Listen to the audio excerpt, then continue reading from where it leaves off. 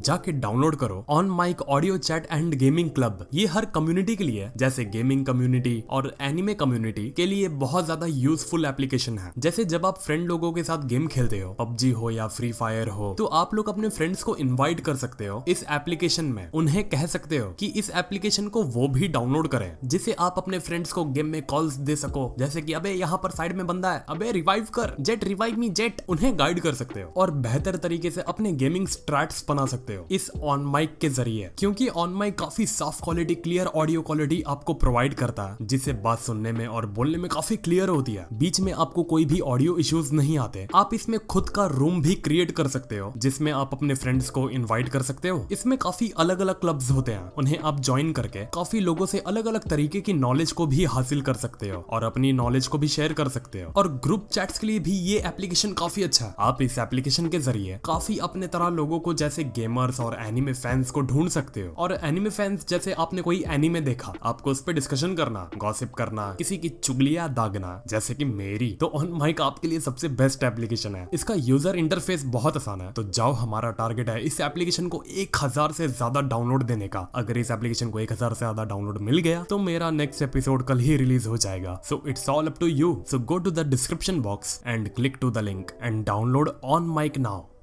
तो यार, dragon ball काकुमी मैं देख रहा हूँ तुम्हारे लिए और सभी के लिए और मेरे लिए दिन बर दिन काफी इंटरेस्टिंग होते जा रही है। तो क्या मैं ये समझूं कि लोग ग्रेनोला की मांगा से ज्यादा इस मांगा के लिए एक्साइटेड हो चुके हैं? और बहुत लोग कहते हैं भाई बड़ी वीडियो बना, बड़ी वीडियो बना। भाई देखो, एक सीक्वेंस होता है, यूट्यूब है, थिएटर नहीं है कि 2 घंटे की पिक्चर बना के डाल दूं। आपको समझना पड़ता है कि चैप्टर का एंड और स्टार्ट कैसे कहाँ पर किया जाए, जिससे न्यू वीडियो में आप कम से कम एक अच्छा सा स्टार्ट ले सको। और इसका बेनिफिट एक और है, मैं जितना इसका एपिसोड डालूंगा उतने ज्यादा लोग इस मांगा से एंगेज करेंगे। और सीधी सी बात है, उसमें फिर आपका एंगेजमेंट बढ़ेगा तो आपके व्यूज भी बढ़ेंगे, आपके चैनल का रिस्पॉन्ड और ज्यादा अच्छा होगा और ज्यादा से ज्यादा नए लोग आपको सब्सक्राइब करेंगे। और ये वीडियो की खासियत आपको पता ही है कि अगर आप लोग इस वीडियो पर कमेंट करोगे नरेशन और स्टोरी को लेके, आप सभी के कमेंट को हार्ट दिया जाएगा। और जितना ज्यादा आप इस वीडियो को लाइक करोगे, उतना ज्यादा जल्दी मैं इस वीडियो का अगला पार्ट लाने की कोशिश करूंगा। सब कुछ आपके लाइक के ऊपर है। आप लाइक दो, हम आपको वीडियो देंगे। तो अब आते हैं मेन मुद्दे पर। गोकू के जमीन में धस जाने के बाद उसमें जरा सा भी अंदर से ताकत नहीं बचती खुद के पैर पर खड़े हो जाने की। कहानी जाती है बीरस के ऊपर, जहाँ बीरस एक प्लेनेट के बराबर पूरा एक बॉल बनाए खड़ा होता है गोकू के ऊपर डालने के लिए। वो इतना भी नहीं सोचता कि गोकू में शायद हिम्मत नहीं है अब, तो चलो ये लड़ाई को यहाँ पर बंद कर दिया जाए। लेकिन नहीं, एक बार बीरस के हाथ पैर गर्म हो जाए और उसको इस बात का एहसास हो जाए कि कोई तो है जो उसके तक उसकी बराबरी करने की क्षमता रखता है, तो उसको रोक पाना कितना मुश्किल है आज हमने इस मांगा में देख लिया। गोकू अचानक खांसता हुआ धीरे धीरे उसकी नजरें वापस आने लगती है। इतनी ज्यादा उसको अंदरूनी चोटें लग चुकी होती है कि उसके जिस्म से, उसके मुंह से, उसके नाक से खून का बहाव नहीं थमता।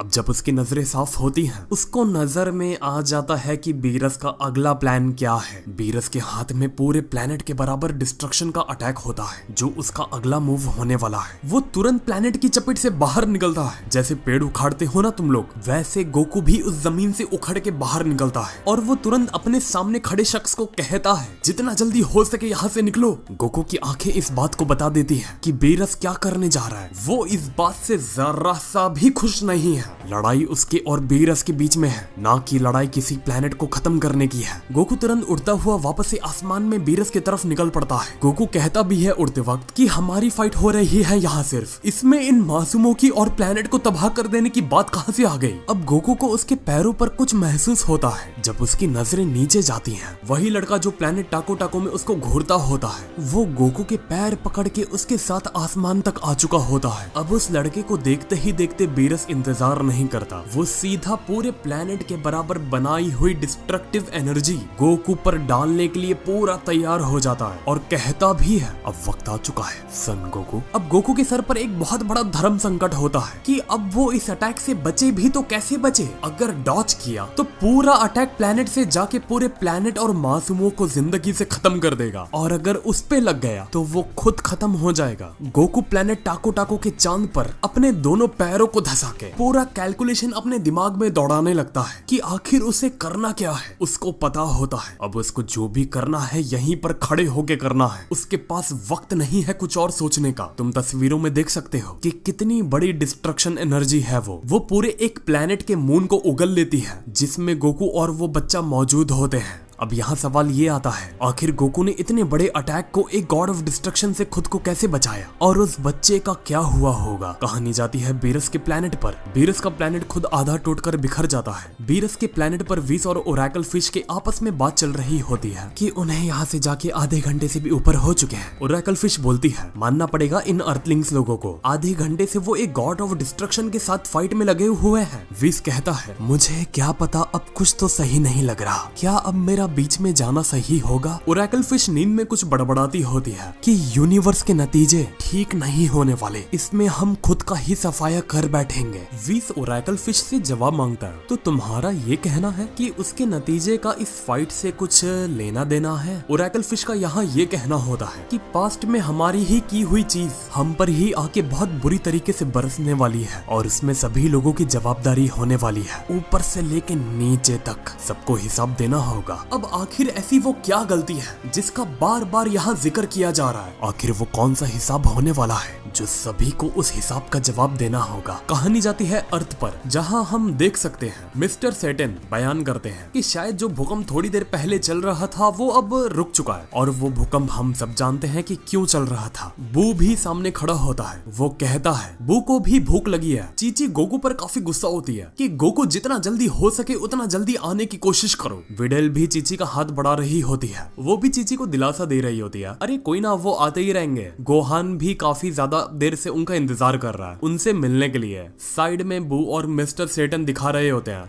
ये देखो पैन, ये तुम्हारे अंकल बू हैं। कहानी जाती है गोहान और पिकोलो पर। पिकोलो माहौल का जायजा लेके गोहान से कहता है कि शायद तुम्हारे फादर कभी भी यहाँ पर पहुँचते होंगे। गोहान को भी हम देख सकते हैं, वो भी पूरा कपड़ों के साथ तैयार है कि बहुत दिन हो चुके हैं, उसने खुद के ऊपर ध्यान नहीं दिया। अब उसे भी अपनी ट्रेनिंग को लेके ध्यान देना होगा, कब क्या हो जाए कुछ भरोसा नहीं आने वाले वक्त में। पिकोलो आंखें बंद करके गोहान की सारी बातों को सुन के उसकी बात का जवाब देता है। सुन के अच्छा लगा कि तुम्हारे अंदर आज भी वो इस बात की चाह बरकरार है कि तुम्हें तुम्हारे लोगों के लिए लड़ना है और मैं तुम्हारी इस चीज को ही पसंद करता हूँ, लेकिन तुम्हारी पढ़ाई का क्या? गोहान जवाब देता है, उसका हल मैं जैसे तैसे ढूंढ लूंगा पिकोलो। अब कहानी जाती है कोई प्लेनेट पिशन पर। प्लेनेट को जब ऊपर से दिखाया जाता है उससे समझ में आ जाता है कि प्लेनेट पर कोई बहुत ज्यादा स्पीड से चक्कर काट रहा है उस प्लेनेट के, तभी वो लाइट उस प्लेनेट को घेर के रखी हुई है। फिर हम देखते हैं कोई तो प्लेनेट की जमीन को तोड़ते हुए पहाड़ों को चीरते हुए काफी स्पीड से सिर्फ और सिर्फ आगे बढ़ता जा रहा है। फिर दिखाया जाता है वो और कोई नहीं वेजिटा होता है। वेजिटा अपने हाथ में वेट्स बांधकर लगातार जितना स्पीड में हो सके उतने स्पीड से उस प्लेनेट के चक्कर काट रहा होता है। वेजिटा इतना स्पीड में होता है कि वो थकना शुरू हो जाता है। अब जमीन पर खुद के पैरों को रगड़ते हुए वो खुद को रोकता है और कहता है कि ये सब चिंदी ट्रेनिंग उसके लिए पूरी तरीके से चिंदी है। लेकिन इन सब के कुछ पहले जब बीरस ने गोकू के ऊपर वो डिस्ट्रक्टिव एनर्जी फेंका होता है, आखिर गोकू उसको कैसे संभालता है? जब कहानी गोकू पर जाती है, जो मंजर दिखाया जाता है वो मंजर इतना चौंका के रग डालने वाला होता है कि आज से पहले ऐसा कभी ड्रैगन बॉल के इतिहास में ऐसा सीन नहीं यूज किया गया।